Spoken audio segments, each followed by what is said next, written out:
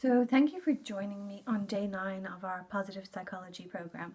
So scientists have discovered a revolutionary new treatment that makes you live longer, enhances your memory, gives you more creativity, makes you look more attractive, you look slimmer, you have more energy, your immunity is better, your cardiovascular function is better, and you feel less depressed, less anxious.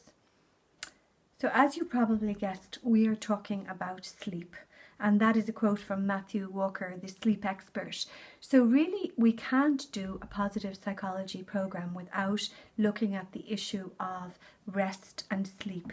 And the reason for that is research indicates that 2/3 of us are just not getting enough rest, enough sleep. So in earlier times, hunter-gatherer man would typically go to sleep 2 to 3 hours after the sun went down, and then he would rise again not long after sunrise. And they slept with the natural rhythms of light and dark, the circadian rhythms.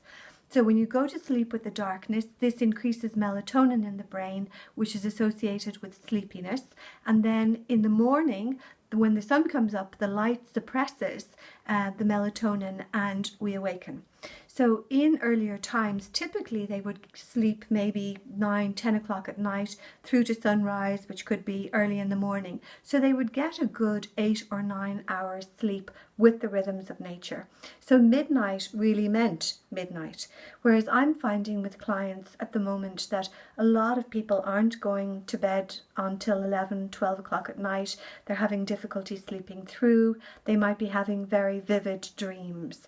So it's really important to address this sleep deficit because it's fine in the short term, but in the long term, it's just not conducive to well-being. Sleep is profoundly healing, particularly when we have a lot of emotional material which needs to be processed, such as is happening at the current time.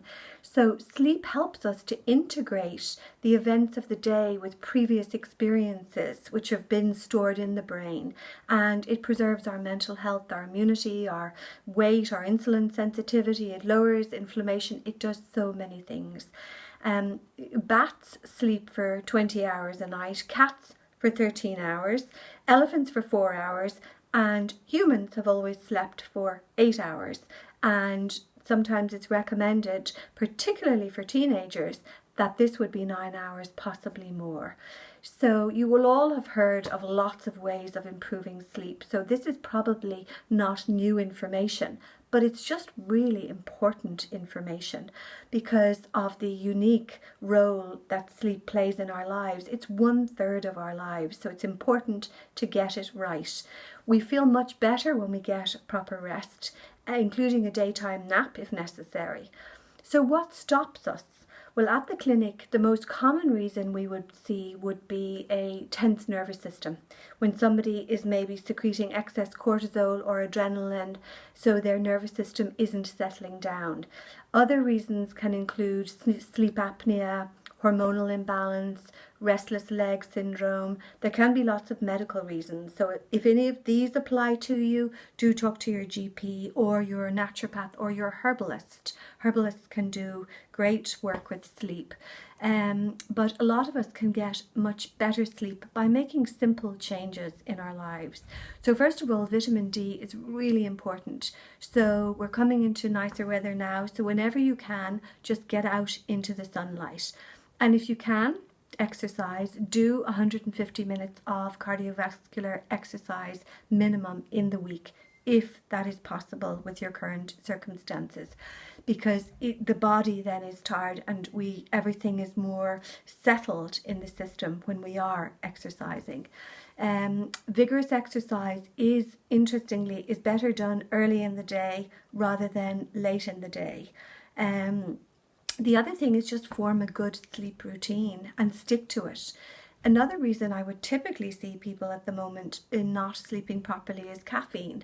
It's a major cause of insomnia. It stays in the body for 6 hours, up to 6 hours afterwards. So if you've had a cup of coffee at 4 o'clock in the afternoon, it's still going to be there late at night. And obviously alcohol can be such a nice way to relax in the evening, and it is a great unwind, but it is a sedative and it can fragment your sleep, and you're much more likely to wake up and maybe feel a bit dehydrated during the night.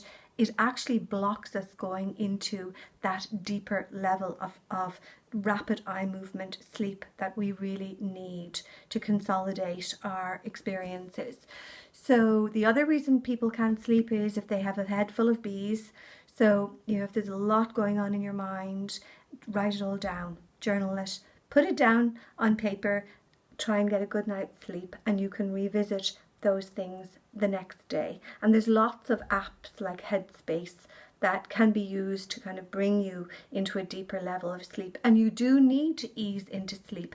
It's kind of like parking a car. You can't suddenly throw your car into a parking space. You have to prepare to park. So you switch off all the sources of blue light a couple of hours before going to sleep. Make sure your room is dark, have relaxing rituals, make sure that the room isn't overheated.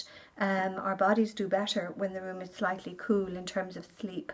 So lots of us are at home now, and where the thought of a daytime nap might have just been impossible at an earlier time, we may be tempted now to take a nap during the day, and actually it is a very good idea. It's very restorative, particularly if it's a very busy house and you just want to take a little bit of time out.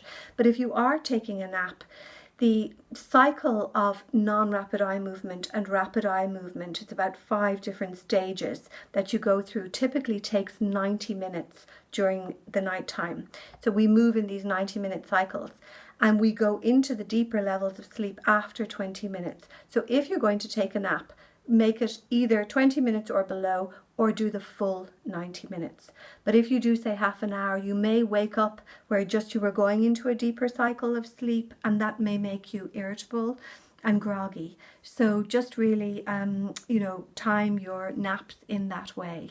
So really today is just about getting you to brainstorm on your sleep.